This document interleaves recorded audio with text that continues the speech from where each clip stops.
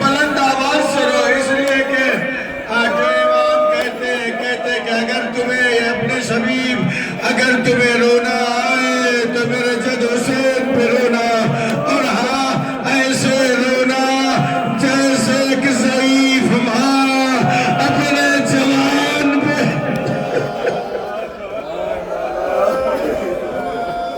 اللہ اکبر، اللہ اکبر، جزاک اللہ خیر الجزا۔ خدا آپ کو کوئی غم نہ دے سوائے غم آل محمد کے۔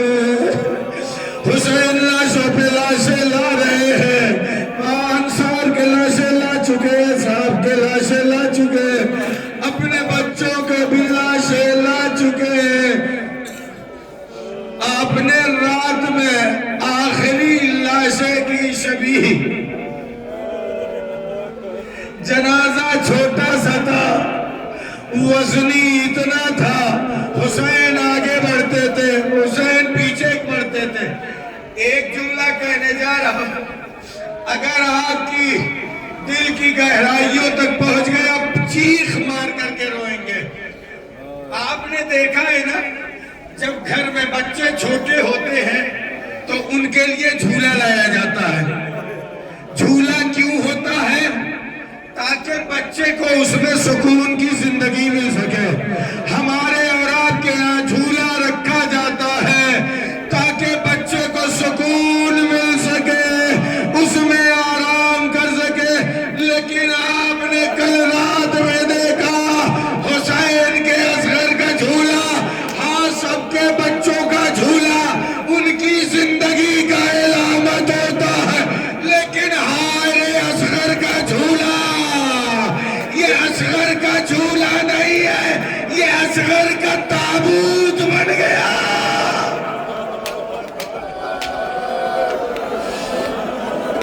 اللہ اکبر۔ بعد شہادت جناب علی اصغر، سارے مسائل پڑھ چکا، میں آ گیا منزل کی جانب۔ بعد شہادت جناب علی اصغر، حسین اصغر کو لے کر کے پوچھتے خیمہ پہ پہنچتے، ذوالفقار سے ایک ننھی سی قبر کو کھودتے ہیں۔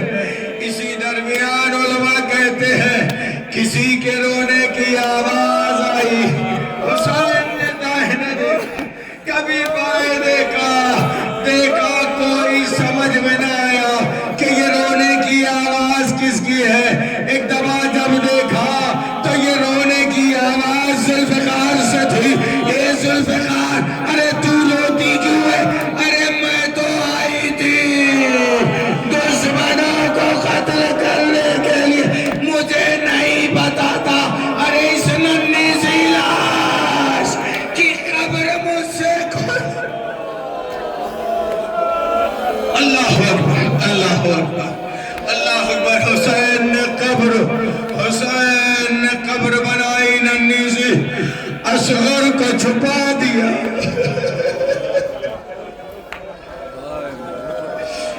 کیا وجہ ہو سکتی ہے کہ حسین نے اصغر کو صرف دفن کیا، کسی کو دفن نہ کیا؟ اللہ اکبر، اللہ اکبر۔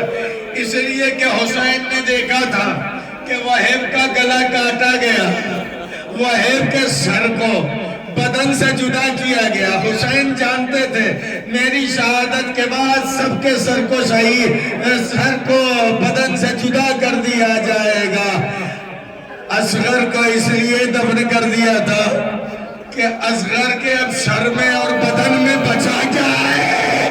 شاید اشقیہ اس میں رہے گا تو اصغر کے بدن کو دفن کر دیا، لیکن ہائے حسین، بعد شہادت حسین نیزے لے کر کے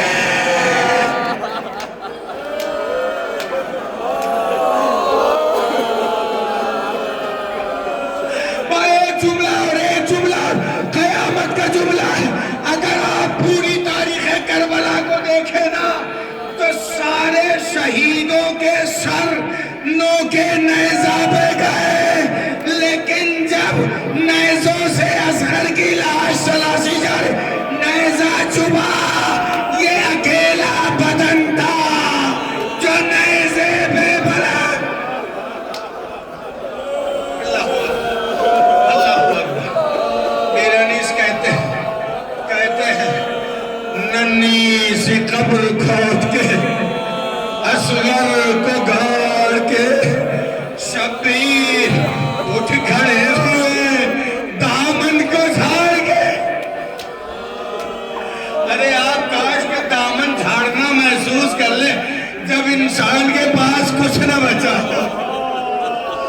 اللہ اکبر. اصغر کو دفن کر کے حسین آتے ہیں اور درِ خیمہ پہ کھڑے ہو کر کے کہتے ہیں علیکن منی السلام علیکن منی السلام. زینب نے جیسے ہی سنا بھیا آخری سلام کر رہے ہیں ایک دفعہ کہتی ہے کہ میرے بھائی اے میرے بھیا اے میرے بھائی کیا آپ ہمیں طرح چھوڑ کر کے جا رہے ہیں. تو حسین کہتے ہیں نانا سے کیا وعدہ ہمیں نبھانا ہے بھیا آپ کے بعد مجھے صبر کیسے ہوگا. حسین نے نہ جانے سینے پہ ہاتھ رکھ کر کے زینب کے کون سے دعا پڑھی کہ زینب کو صبر آ گیا. بھیا آپ جا رہے ہیں بھیا آپ جا رہے ہیں. کہا اے بہن میں جا رہا ہوں. کہا اے بہن میں جا رہا ہوں لیکن ذرا اپنی آستینوں کو ذرا اوپر کر لو. بہن نے آستینیں اوپر کی. حسین نے بازوؤں کا بوسہ لے لیا. زینب نے کہا بھیا ٹھہرو مجھے بھی کچھ یاد آیا بھیا. ارے زینب نے بڑھ کر کے بھائی کے گلے کا بوسہ لیا. اے زینب تم نے یہ کیا کیا؟ کہا ماں نے کہا تھا حسین نصرت آنے کے لیے میری جانب سے وہاں بوسہ لے لینا. اللہ اکبر. جزاک اللہ خیرن. جزا خدا آپ کو کوئی غم نہ دے. سمائے غبیان محمد. ایک دفعہ حسین کہتے بہن زینب مجھے لے چلو میرے بیٹے سجاد سے ملا دو.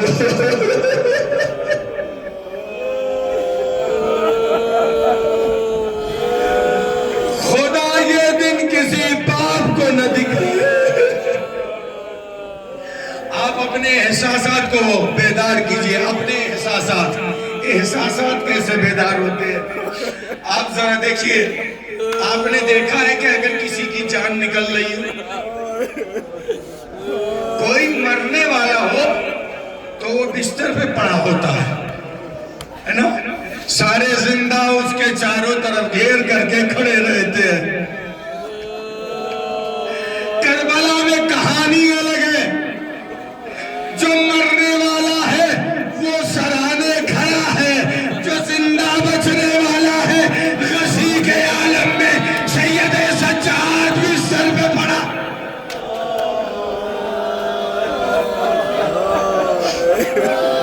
سنو میں جہاں تک لے کر کے جا رہا. اب یہ دن پتہ نہیں کس نے دیکھا یا نہیں دیکھا. اللہ اکبر. پتہ نہیں کون اگلے برس شہزادی کو پرسہ دینے کے لیے زندہ رہے گا. یہ پرسہ آخری پرسہ جانتے ہیں سید سجاد کے شانوں کو پکڑا. بی بی زینب کہتی ہے بیٹا اٹھو. آنکھیں نہیں کھلتی. بیٹا اٹھو. آنکھیں نہیں کھلتی. جانتے ہیں اگر کسی پر بے ہوشی طاری ہو غشی طاری ہو تو اسے ہوش میں کیسے لاتے ہیں؟ کلیجہ پھٹ جائے گا. ہوش میں لانے کے لیے ابھی کوئی بے ہوش ہو جائے تو کرتے کیا ہو؟ کہتے ہیں کہ اگر کوئی بے ہوش ہو جاتا ہے پہلے تھوڑا سا پانی لیتے ہیں اس کے چہرے پر چھڑکتے ہیں. حسین نے اپنا سر پیٹ لیا. بیٹا غشی کے عالم میں خیمے میں تھوڑا سا بھی پانی نہیں کہ بچے پہ چھڑک دیا جائے. تو سید سجاد کو ہوش آیا کیسے؟ سنیے کیسے آیا ہوش. قسم خدا کی یہ قیامت کے الفاظ ہے. ہوش کیسے آیا؟ حسین کو اپنی اسی غربت پہ رونا بہت آیا. کون سی غربت پہ رونا آیا کہ حسین کے پاس تھوڑا سا بھی پانی نہیں ہے. ارے حسین کو جب اس غربت پہ رونا آیا کیا کیا؟ سید سجاد کے سرانے بیٹھ گئے. بیٹھ کے سید سجاد کے سر کو اپنے زانوں پہ رکھا. اپنی اسی غربت پہ سید سجاد کے چہرے کے سامنے اپنا چہرہ رکھا. اپنی اس غربت پہ حسین اتنا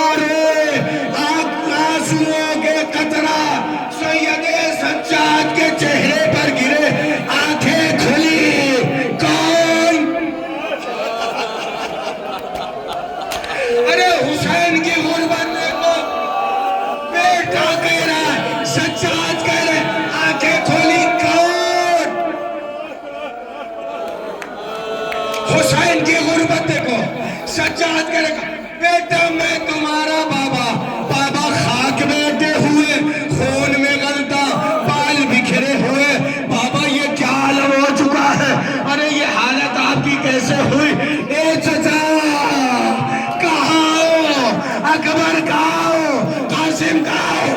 اور محمد کہاں ہو؟ بیٹا کسی کو نہ پکارو۔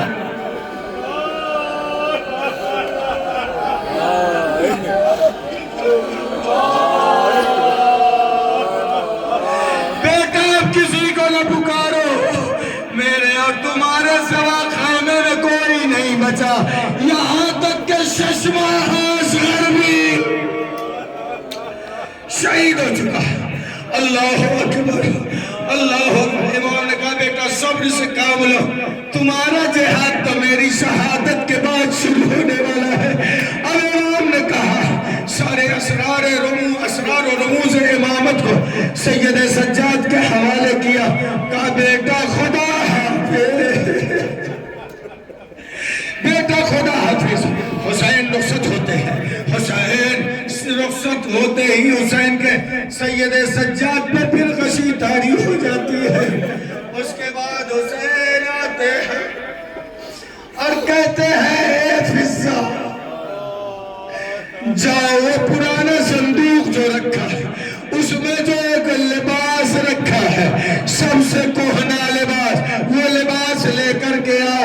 ارے فضہ جاتی ہے، لباس لے کر کے آتی ہے کہ اسی درمیان جناب زینب کی نگاہ پڑتی ہے، کہتی ہے اے فضہ کیا لے کر کے جا رہی ہو؟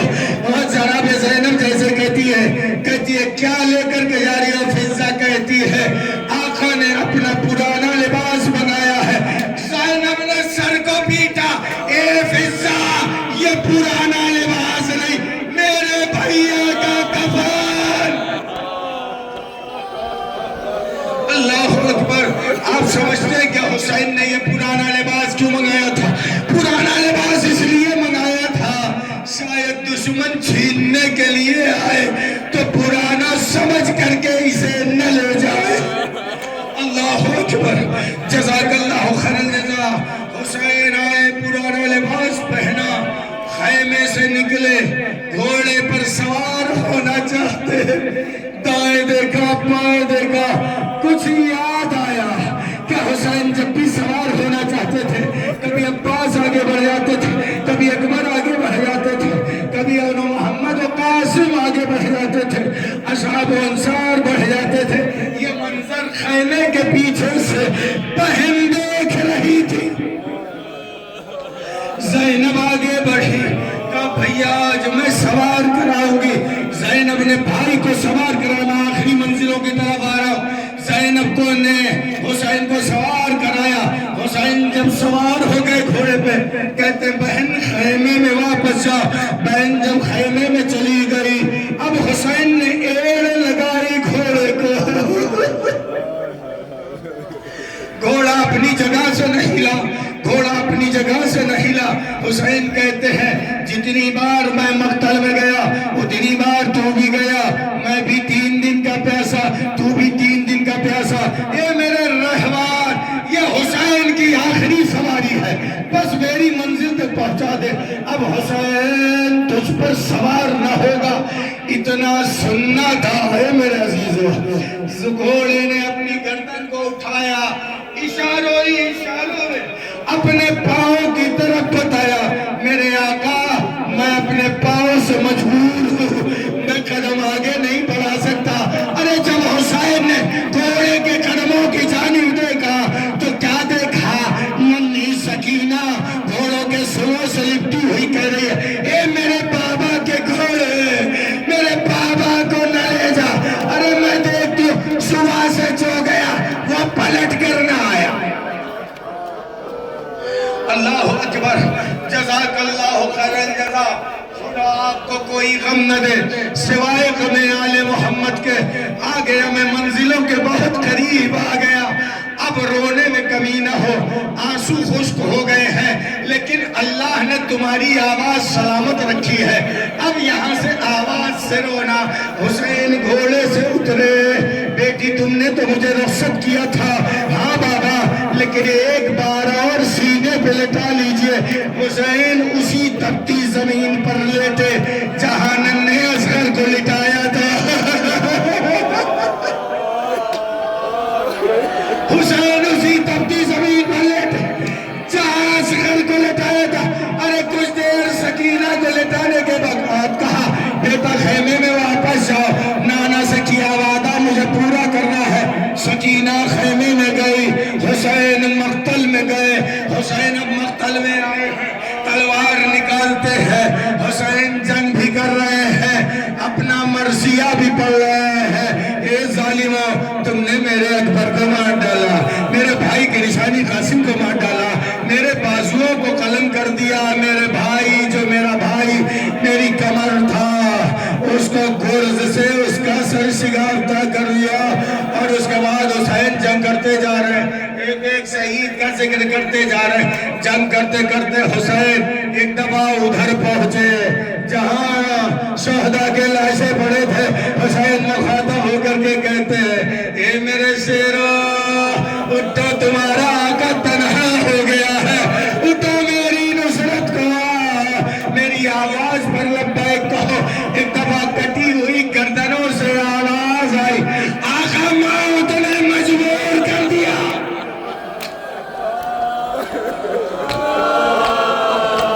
ورنہ 70 بار بھی مارے جائیں, 70 بار زندہ کیے جائیں, پھر بھی آپ کی نصرت منہ نہ موڑیں گے. حسین پھر آتے ہیں میدان قتال میں, جنگ کرتے کرتے یہاں تک کہ زخموں سے چور. حسین کے زخموں کے بارے میں کچھ نہیں کہہ سکتا, بس اتنا کہہ سکتا ہوں حسین کے بدن کا کوئی حصہ ایسا نہ تھا جہاں زخم نہ لگا ہو. حسین زخموں سے چور, زخموں سے چور, اتنے زخموں سے اتنا چور ہوئے کہ اب حسین گھوڑے پر ڈگمگانے لگے. ذوالجناح کتنا سمجھدار تھا, کتنا سمجھدار تھا, کتنا سمجھدار تھا وہ جانور امام کا. ذوالجناح اتنا سمجھدار تھا, جب اس نے دیکھا کہ حسین گرنے والے ہیں. یہ گھوڑوں کی بہت کم عادت ہوتی ہے کہ ایسا کرے, اپنی فطرت کے برخلاف. گھوڑے نے جب دیکھا کہ حسین ڈگمگا رہے ہیں, اس نے اپنے چاروں پیر پھیلا دیے کہ حسین بلندی سے گرنے نہ پائے. اور حسین کے گرتے ہی توجہ, ارے ذوالجناح کے بھی تو مصائب سن لیں. ارے ذوالجناح نے کیا کیا؟ حسین جب مقتل میں گرے تھے تو اب ذوالجناح بھاگا نہیں, وہیں کھڑا رہا. حسین کے گرنے کے گرتے ہی چاروں طرف سے لشکر آ گیا. کوئی تیر مار رہا ہے, کوئی نیزے مار رہا ہے, کوئی پتھر مار رہا ہے, لیکن ذوالجناح گیا نہیں. امام کے چاروں طرف تلایا پھر رہا تھا, یہاں تک کہ 35 ملعونوں کو اپنی ٹاپوں سے اس نے مارا. اب سنیے گا ذوالجناح نے کیسے نصرت کی. جانتے ہیں روایت کے الفاظ, میرے استاد مولانا وسیع حسن صاحب پڑھتے ہیں اس جملے کو. کہتے ہیں کہ ذوالجناح اپنے دانتوں سے اپنی لگام کو پکڑتا ہے, امام کے ہاتھوں پہ رکھ دیتا ہے.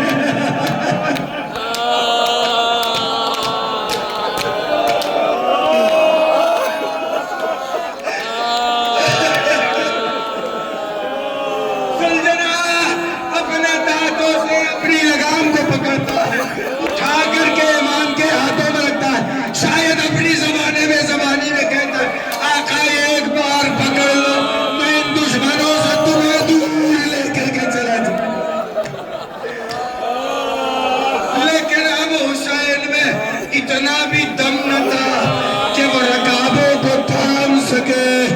اب حسین ہے, حسین. ذوالجناح لڑتے لڑتے جب اس نے دیکھا کہ اب میں حسین کو بچا نہیں سکتا, اپنی پیشانی کو لے کر کے آیا, حسین کے بدن پہ ملنا شروع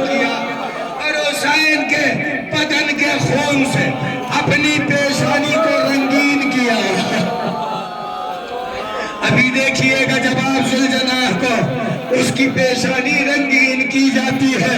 یاد کر لینا کہ یہ پیشانی رنگین کیوں ہے. ذوالجلال نے اپنی پیشانی کو حسین کے خون سے رنگین کیا اور ایک دوڑ لگائی اور آیا سکینہ کے